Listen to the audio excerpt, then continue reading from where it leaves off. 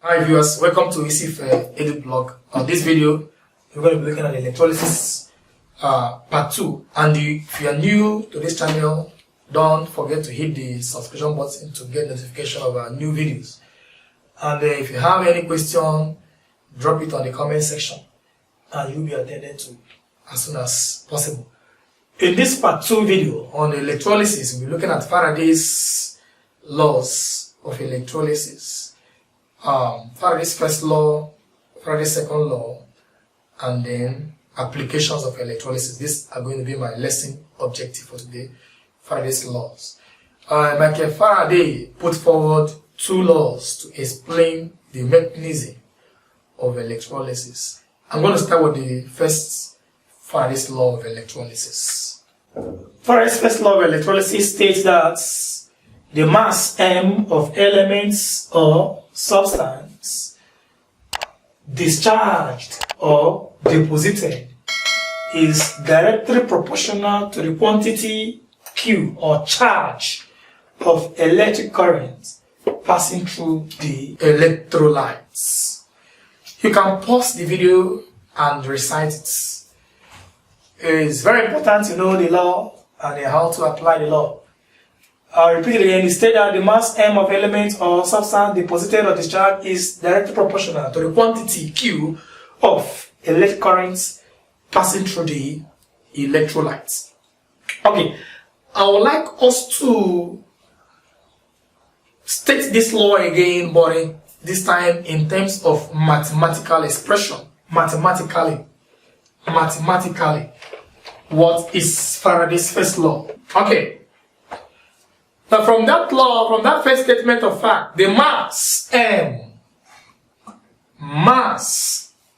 of elements or substance or metal discharge is directly proportional to the quantity of electricity or electric currents. Okay, this mass here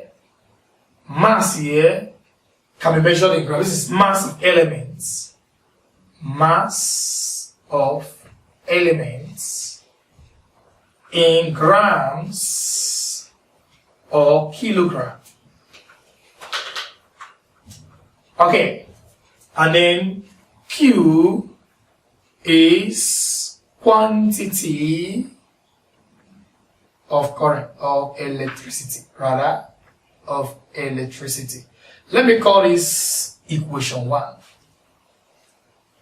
Okay, recall that quantity Q is a product of currents I times time.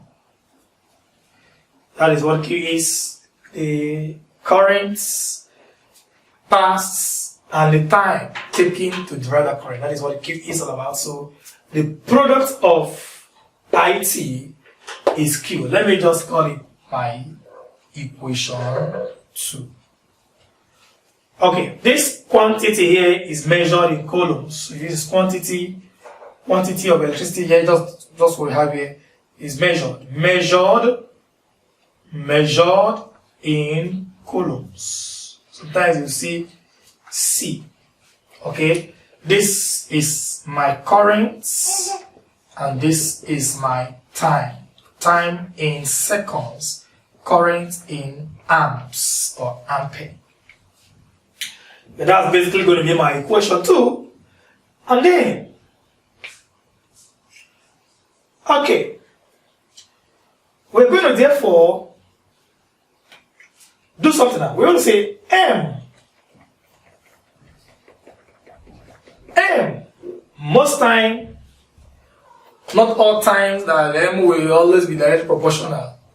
Okay, what if we take out that proportionality sign, they maybe put up a equality sign, where we say, therefore, M is equal to, so it's going to be equal to Q this time, but we're going to put a constant to put a check. So that constant is a check here. That Z is a constant. That's what we call ZQ. Okay. So the only thing that came in here, this equation is just from equation 1. They will take out this proportionality sign and that's why we have a constant Z. So what is Z here? Can I say where Z is electrochemical equivalent, and also a constant. Just say what? A constant. Let me call this equation 3. Okay. At this point, I can decide to put, I can put equation 2 into equation 3. Okay, what that means is that everywhere I see Q, I will now put IT. As simple as that, just to make sure that I know what is Q. And I say therefore M is equals to what? Z I T. So that Q is what I have here in my equation what? 4. Okay. This Faraday's law or this Faraday's law, but it's not a complete law in that equation. I can go on and still describe what this Z is all about. This Z, which is a chemical equivalence, a constant, is obtained from relative atomic mass of the elements, must be constant, so that the parameters are very constant, over charge. We use this small z as charge times F. That's what Z is all about. So this derivation, I can call it my equation 5. And then I can put equation 5 into equation 4. Okay, what it means that anywhere I see Z, I'm going to write RAM over ZF. So be careful, just watch me now. M now is equal to, instead of Z, I will say RAM, that's it now, times I times time over Z times F. Or I can say M equals to RAM. So I'll say IT, I can say Q, depending. Suppose I'm given quantity without giving current and time. That's what I'm going to do. Times this over Z times F. So this two equation, let me call it equation 6, equation 7. I can say equation 6 and 7 are complete Faraday's first law equation. Okay, pause the video and quietly dissect this analysis on Faraday's first law. Okay, quickly we're going to look at the applications of these laws, how to apply them, or how to use them to solve problems at will. Okay, that's what I'm going to show you next now. So please, can pause the video and take time to go through this again. Okay, maybe I'll help you now. So now, from what we just stated before now, that Faraday's first law of electrolysis states that the mass of elements deposited on discharge is directly proportional to quantity. That's what I have in equation 1. And then what is this quantity? Is the product of current that was used at that particular point in time, and time taken to pass this. This was, I say, Q is equals to current times time. That's my equation 2. And then my equation 3 is just like coming to equation 1 to take up this and then put a constant, Z. That's why I have M equals ZQ. And then I explain what then Z is a constant, is a proportionality constant. Then, from there I can decide to put this equation here, equation here. What it means that instead of writing this Q, I write IT for Q. That's what I have here. IT. Okay, here I'll explain what this Z is all about. Z is the mass of the element times charge on the elements. And then Faraday always know that 1 Faraday is equivalent to 9,6,500 coulombs. That is constant Faraday. Okay, if I should put this equation 5 here, so it means that anywhere I see Z, I will then replace it with this and this. So anywhere I see Z, look at Z here, Z over this, and then I added this. So this is my Faraday's first law complete equation of this. Okay, now let's apply the problem. Let's do some kind of calculative aspect of this equation 1. Okay, in this application, we have the equation as 0.444 gram, 3.4 gram of a metal M was deposited when a current of 1.8 amps was passed for 12 minutes, 12.5 minutes through a solution containing M ion, as M divalent ion. Calculates the relative atomic mass of M. Take that 1 Faraday is 96,500 coulombs. Okay, we're going to do this quickly. First of all, what is Faraday's first law again? That M is equals to relative atomic mass times current times time all over Z times F. Now looking at this formula now, we're going to insert these parameters here. Let's start with this parameter first. This is the mass of the element. Look at the mass here. So we have here 0.444 is equals to, we are looking for RAM. So RAM is still RAM, nothing to write there, times I, look at it, amps here, 1.8 here, 1.8 amps times, where is the time now? 12 minutes, or time must be in seconds. So I'm going to do that conversion now. So just convert 12.5 minutes to seconds, just multiply by 60. I have 12.5 times 60 there. I think that will give you 750 seconds. So that's will be T now. Over. Z is charge on the ion, the values. Let's just take this to forget about the plus. So take this 2 to be Z there. This is going to be 2 times Faraday. Look at it here. 96,500. Okay.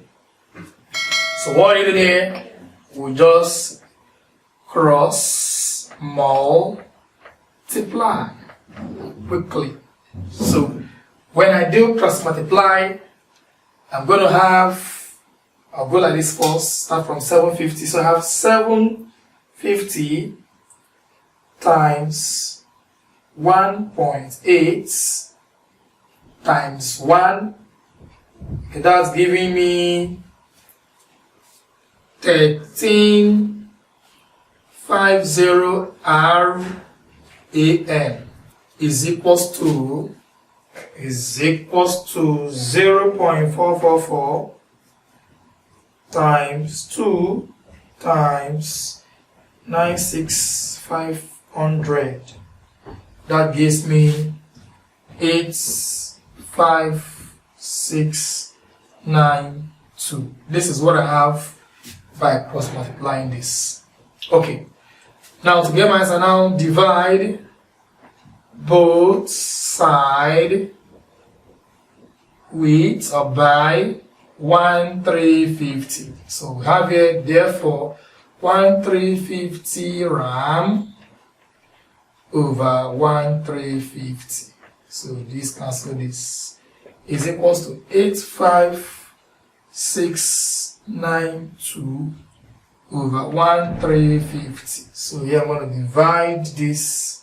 That gives me that RAM is equals to 63.47, which is approximately 63.5.